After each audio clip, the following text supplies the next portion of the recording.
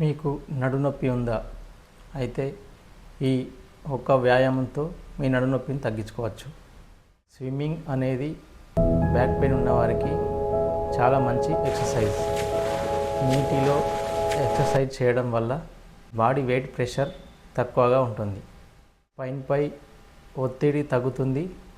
Back muscles బలపడతాయి. Sciatica మరియు disc problem ఉన్నవారిలో ఈ ఎక్సర్సైజ్ చాలా ఉపయోగపడుతుంది.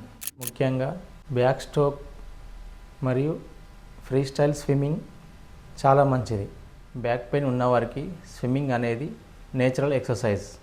పైన్ మీద ఒత్తిడి తగ్గి బ్యాక్ మజిల్స్ బలపడతాయి. బ్యాక్ పెయిన్ మరియు సయాటికా డిస్క్ ప్రాబ్లం ఉన్నవారికి మా విహార్ అక్యుపంక్చర్ సెంటర్ని సంప్రదించండి. మరిన్ని టిప్స్ కోసం మా ఛానల్ని ఫాలో చేయండి, లైక్ చేయండి, షేర్ చేయండి.